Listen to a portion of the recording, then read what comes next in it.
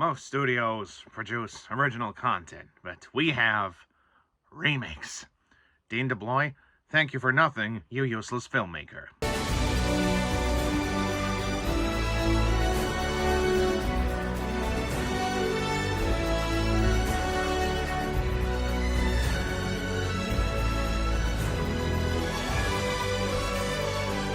Hello everyone, and welcome to my rant on how to remake your dragon. The How to Train Your Dragon 2025 live-action remake. Written and directed by Dean DeBlois?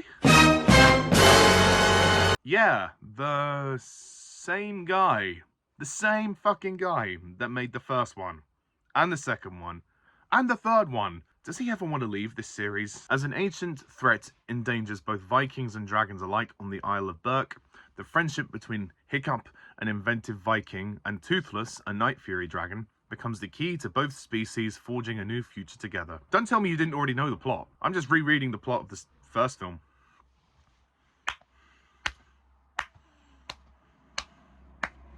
Oh, dear Lord.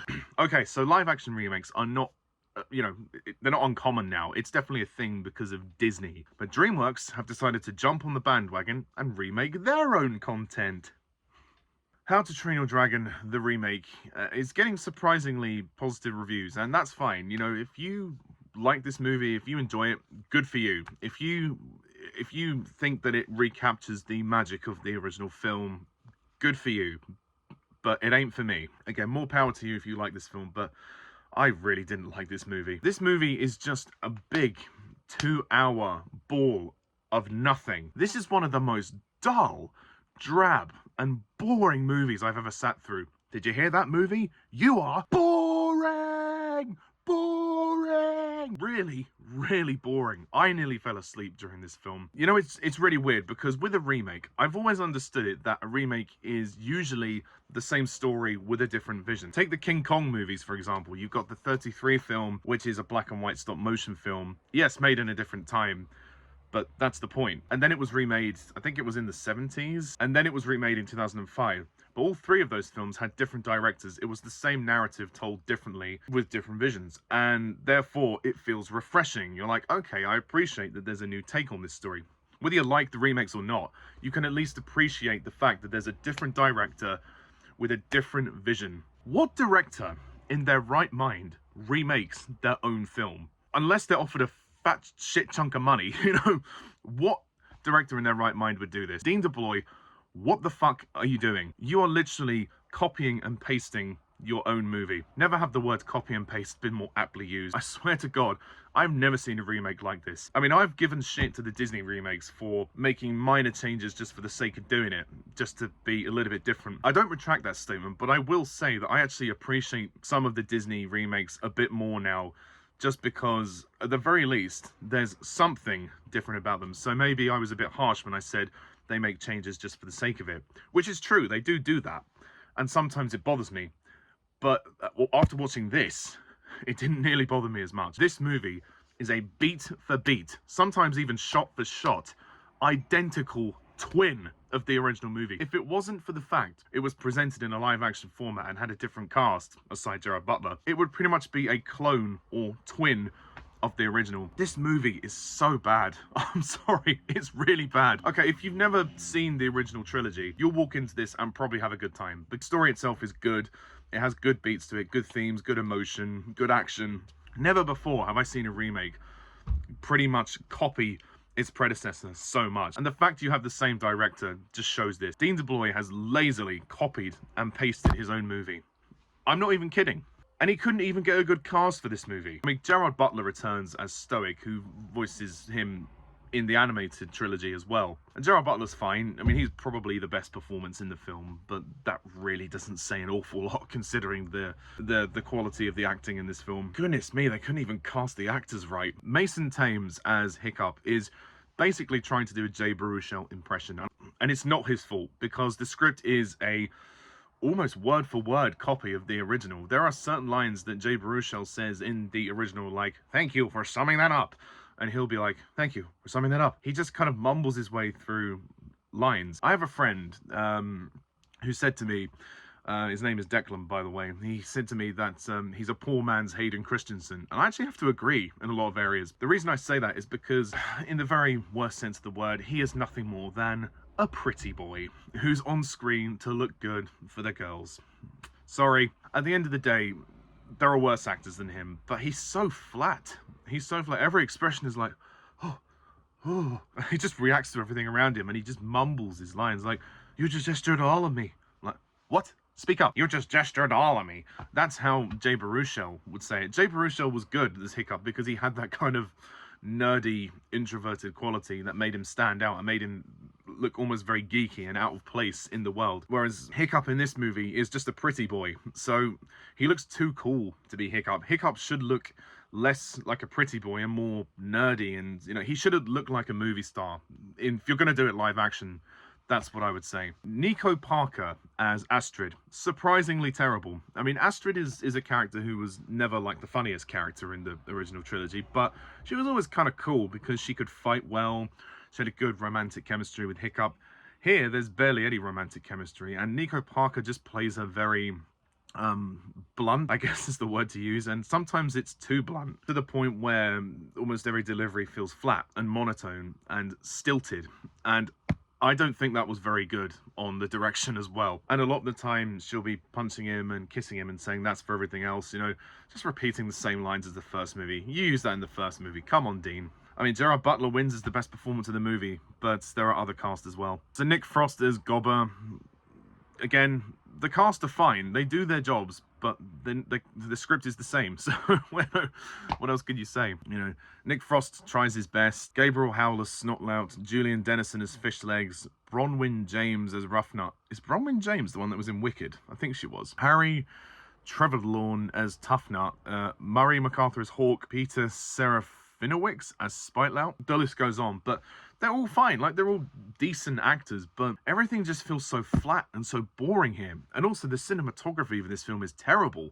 It's so drab, it's so dark, it's so lifeless. At least with the animated movies, yeah, there were moments where it was dark and serious, and the color palette was a bit grey at times, but then it would be mixed up with some beautiful visuals, and as the trilogy went on, some more colourful environments. Here, it just looks like any old Viking movie. It doesn't feel authentic. There's a lack of authenticity here. And that as well with the CGI in this movie. The CGI doesn't look fake, but it looks too cartoony. So you know the designs of the dragons in the original trilogy. They've basically copied and pasted them in this film, and it just didn't sit well with me. Aside the slightly more specific rendering of the texture of the scales, Toothless looks pretty much the same. And I realized they wanted to do this to keep it familiar to the original, but in some ways I think maybe a redesign would have probably been a lot better. If you're going to go for a more naturalistic, realistic look, accommodate more realistic designs. These dragons feel so cartoony and out of place that when you get to the final battle, you can't really take any of it seriously because it just doesn't look right. It looks like two films in one. It looks like they're blending it too much. If you had a different director for this film, the remake would have felt more refreshing, because I feel like Dean DeBlois is, well, he's being very lazy by copying his own film, but they're trying way too hard to make this work. They're trying way too hard to make this be like, look at this, we're capturing the magic of the original film. Oh no, it's not the same, but it is the same. It's like this, there's such a tension about this film. It's like, do we want this to be a remake, or do we want this to be the same movie again? And it pretty much never resolves that tension. It pretty much is what it is. And I know a remake is supposed to be a retelling, but like I said, there are ways of doing that without completely copying it. This is a really rare remake for me, because it's, again, the first time I've seen a film like this where I can say this is basically a twin of the original. And adding to that point, the music. The music is identical to the original, and I realize it's a great score. It's a fabulous score, and it works. But I feel like, in a lot of ways, John Powell didn't compose this film. I feel like they literally just went into the archives and took the soundtrack from the 2010 movie and the next two films, and they just implanted it here. It's like they didn't record a new score. There could have been something different. I know there's some variations of the theme here and there, but honestly, what a waste of time this movie was. I mean, some of the photography isn't bad, but like I said, the color grading and color palettes are so grey and desaturated that it sucks all the life out, and there's just no charm about this movie, and even the humor isn't particularly great. I sat there for almost 2 hours just bored out of my mind, and it followed the original beat for beat, nearly shot for shot. There are some different shots in there, of course. You know, without good acting as well to keep me entertained, there was literally nothing here. This is a blank canvas of a movie.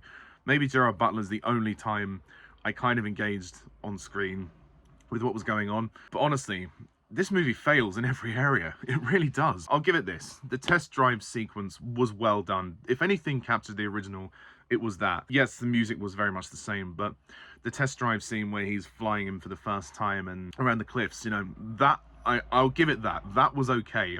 I kind of like that. But it just made me want to watch the original again. Bad script, bad editing, bad direction, bad lighting, bad acting, bad cinematography.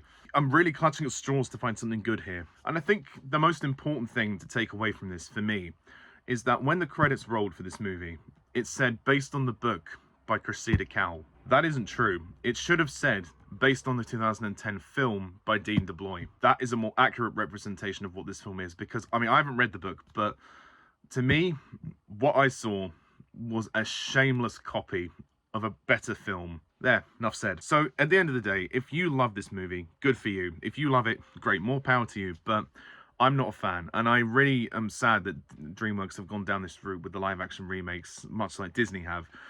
So, I am hoping that it's not going to do financially very well, so then we can cancel that second film and not go through the whole trilogy again, because I don't think this is going to personally work as well. Like, I'm sure there are elements of the film that are good that I probably didn't pick up on. Like, I mean, some of the costumes are probably quite good, but even then, Hiccup, his costume is the same. It's completely the same as the original, but like Stoic's costume and some of the armory is good. But that's not enough to give this movie a pass. I'm sorry, it just isn't. So my final rating of this movie, because I think Gerard Butler at least tries, even though he is doing the same thing, I'll give this movie a 1 out of 10.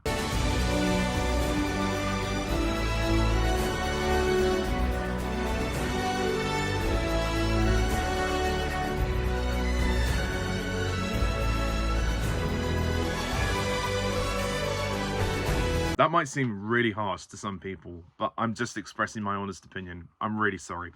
Like I said, if you love it, good for you, enjoy it, but I'm not going to take that away from anybody, but I'm just not going to revisit this ever again. It only encourages me to rewatch the original 3 films.